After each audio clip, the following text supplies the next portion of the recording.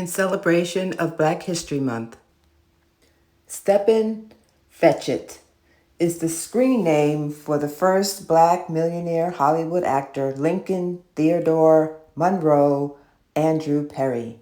Mr. Perry was a comedic actor, singer, and tap dancer in vaudeville before traveling to Hollywood in the mid-1920s, where he quickly became a popular comedian in films.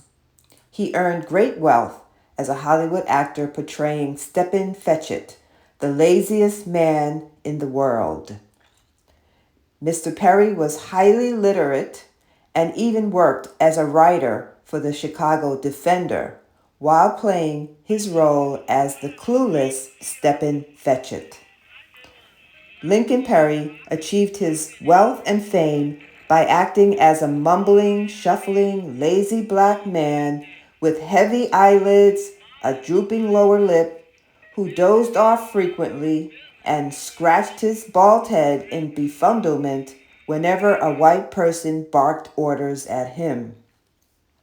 Over the next 50 years, Stepin Fetchit appeared in 40 films, including films starring Shirley Temple and Will Rogers.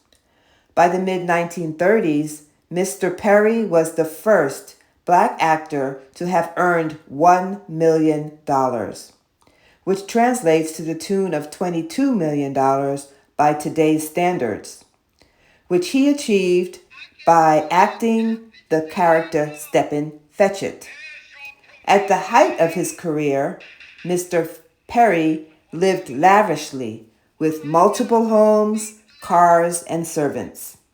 However, by 1947, he was bankrupt.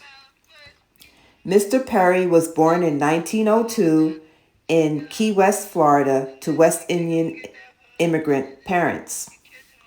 His father was Joseph Perry from Jamaica, and his mother was Dora Monroe from the Bahamas.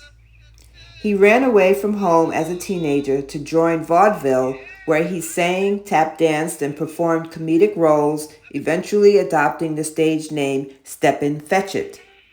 In Hollywood, the Stepin Fetchit persona earned Perry lots of work, money, and fame, and notoriety. In the 1930s, the Stepin Fetchit character, with the tongue-tied stammer, dim wit, and slow lazy man shuffle, became popular and was often imitated in cartoons and films. Over the years, however, the Fetchit character fell in disfavor, as it was heavily frowned upon for portraying blacks in a negative light and supporting white racist views of black inferiority. Although Fetchit's character was very agreeable and easygoing, Perry himself was considered demanding and argumentative by directors and producers.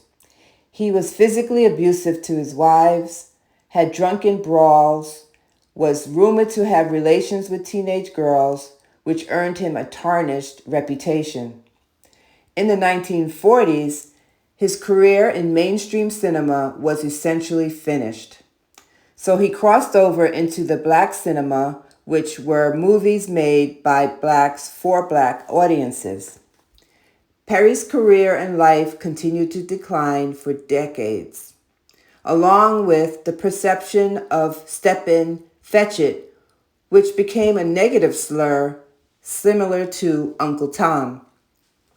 By the time he died in 1985, many of his films had been quietly removed from circulation or had him edited out. During the Civil Rights era, there was strong criticism of the Stepin Fetchit persona because it appeared to depict negative stereotypes of black people. Years later, though, the Fetchit persona was recognized as a brilliant comical performance by Perry of the trickster tradition of slaves, who outwitted their white oppressors by pretending to be dumb, clumsy, or anything else to postpone or avoid having to do their work. This prank played by slaves on their masters was called putting on Omasa, and was a way to outsmart their white oppressors by playing dumb and incapable, cunningly playing into their oppressors' sense of superiority. With this newfound appreciation for his work, in 1976, Mr. Perry was awarded a Special Image Award by the Hollywood chapter of the NAACP for his valuable contribution in artistic excellence and for bringing joy, respect, and dignity into our lives. In 1978, he was inducted into the Black Filmmakers Hall of Fame. Mr. Perry, aka Stepin Fetchit, a legend in the United States film industry, died in 1985 from pneumonia and heart failure at the age of 83. His trailblazing work helped to open doors for other Black actors